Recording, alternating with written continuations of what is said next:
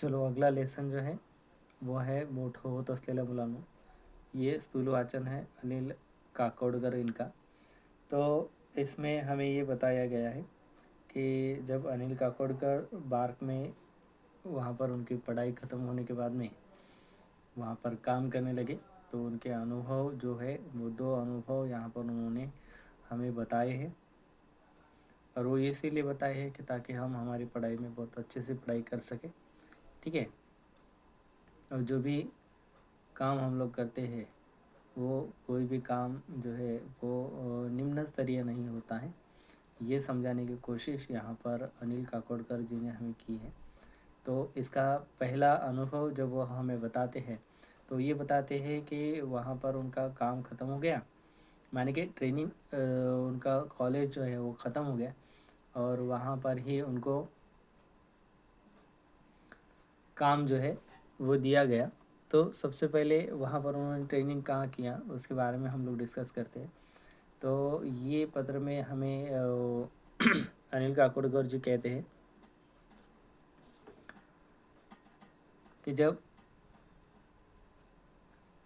वो बार्क में थे उस समय के 2 अनुभव वो हमें बता रहे हैं. तो सबसे पहले बार्क ये क्या है, तो बार्क ये इनिशियल है भाभा एटॉमिक रिसर्च सेंटर, इसका माने कि भाभा अणु संशोधन केंद्र इसका लघु रूप है. तो यहाँ पर ही होमी भाभा इन्होंने भारत का जो अनुसंशोधन केंद्र था वो स्थापित किया था और इसी वजह से उनका नाम इस संस्था को दिया गया है. तो अब ये संस्था बहुत बड़ी हो गई है. तो लेखक कहते हैं कि जब मैं वहाँ पर पढ़ता था तो वहाँ पर पढ़ता था उस समय लगभग 7 साल उसको करीबन हो चुके थे शुरू होकर. और वहाँ पर कुल मिला के 100 बच्चे थे, लड़के और लड़कियाँ जो वहाँ पर पढ़ते थे. तो वहाँ पर होमी बाबा जो है वो 3-4 बार आकर गए. उनको देखकर उनको उनके बारे में उन्होंने कहा है कि बहुत ही स्फूर्तिदायक व्यक्तिमत्व था. और एक बार उन्होंने उनको पूछ लिया कि हम लोग यहाँ पर इतने सारे बच्चे हैं, ठीक है, तो यहाँ पर तो उतना काम हमारे लिए नहीं है.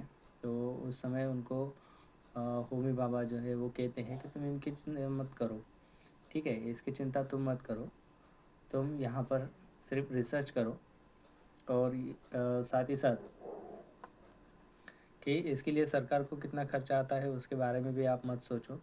सिर्फ आप एक काम करो कि जो काम आपको दिया गया है उसको आप पूरा करो और कुछ नया निर्माण करो. ठीक है. और यहाँ तक कि वो रुके नहीं, आगे उन्होंने कहा कि बॉस ने जितना काम कहा है उतना ही काम नहीं करना है, बल्कि उसके आगे भी हमें काम करना है. ठीक है.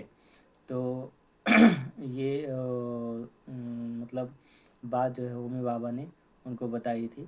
तो ये बात सुनने के बाद में उन्होंने कहा है कि उनका जो अनुभव है वो हमें यहाँ पर बताते हैं कि ये बात जब उन्होंने उनके समझ में आई तो उसके बाद उनके लिए स्थिति जो है वो स्काई इज़ द लिमिट ऐसी हो गई थी. माने कि किसी को उंगली चलाकर